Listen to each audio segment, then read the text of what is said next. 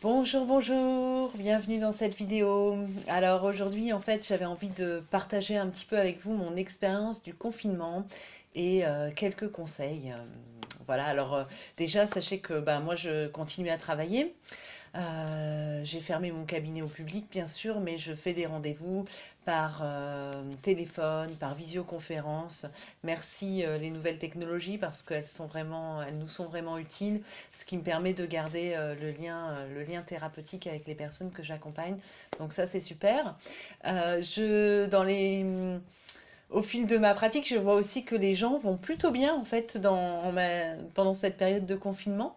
Je pense que c'est une formidable occasion de se recentrer au-delà des mauvaises nouvelles, hein, largement diffusées par les médias, donc je ne vais pas y revenir, mais je trouve que c'est une formidable occasion de prendre soin de soi, prendre soin de sa famille et peut-être d'avoir du temps. Alors là, je parle plutôt pour les gens qui n'ont pas, qui ne peuvent pas travailler, qui ne travaillent pas.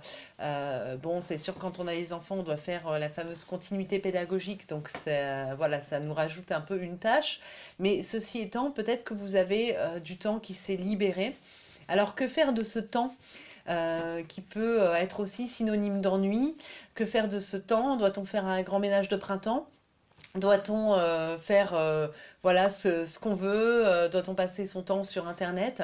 Évidemment, la réponse vous appartient. Moi, ce que je vous propose, c'est de faire votre boîte à désirs ou de ressortir votre boîte à désirs. La boîte à désirs, c'est un outil en méthode expert qu'on utilise pour prendre soin de ses désirs, s'habituer à les nommer, à leur faire une place et éventuellement après les réaliser. Donc c'est une boîte qu'on prend dans laquelle on marque sur des petits papiers tout ce qu'on désire, tout ce dont on a envie, que ce soit sur le plan matériel ou immatériel, et on met ça dans la boîte à désirs. Donc l'idée, c'est que quand on a du temps comme ça, c'est vraiment le moment, il me semble, de prendre soin de soi et d'écouter justement les désirs qu'il y a à l'intérieur de nous. Parce que ces désirs, ils sont parfois étouffés par le quotidien, par le manque de temps, le manque aussi d'argent.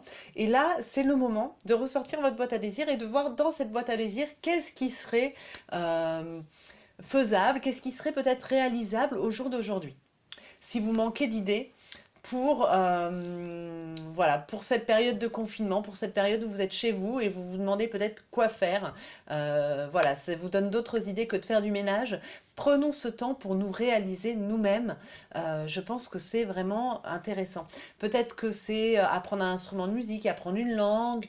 Peut-être que c'est regarder un film que vous aviez ou un documentaire que vous aviez mis de côté, que vous n'aviez pas regardé. Bref, regardez ce que vous pouvez mettre en place, comment vous pouvez vous enrichir à l'intérieur de vous par rapport à cette période-là.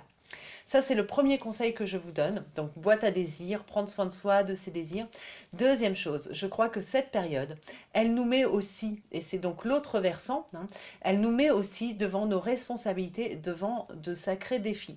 C'est-à-dire que s'il y a des choses que vous étiez en train de fuir dans votre vie juste avant le confinement, eh bien, probablement que ces choses-là, elles vont prendre une autre dimension, une autre proportion, et donc vous allez devoir vous coltiner ces problématiques. S'il y a des choses que vous avez, que vous évitez dans dans vos relations familiales ou dans vos relations professionnelles ou autres, eh bien, ces défis-là, ils vont se présenter et donc il va falloir trouver les ressources maintenant.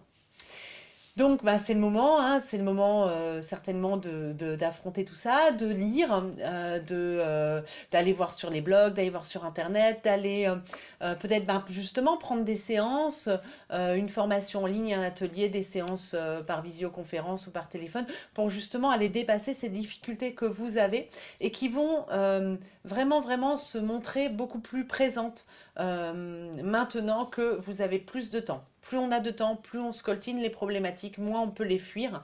Donc, écoutez, prenez ça plutôt de façon positive en vous disant que les choses qui se présentent, on a une opportunité de les régler. De les traverser. C'est pas forcément facile. Si vous avez besoin, faites-vous aider. Mais en tout cas, sachez que c'est le processus normal de ce qui est en train de se passer. Dans cette situation qui est complètement exceptionnelle, eh bien, nous allons être confrontés, c'est normal, à nos propres limites. Et ces limites, elles vont se montrer beaucoup plus importantes. Mais la bonne nouvelle, c'est que nos ressources pour faire face à ça, elles sont aussi énormes. Et elles vont se révéler à la mesure des limites que nous avons. hein. Chaque fois que nous avons des limites, des zones d'ombre, eh ben, nous avons en face des ressources pour y faire face. Et donc, c'est ce que nous demande, à mon sens, la vie de développer maintenant. Voilà.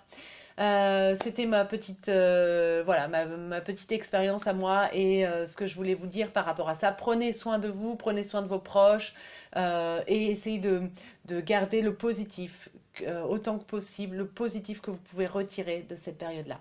Je vous dis à bientôt. Au revoir.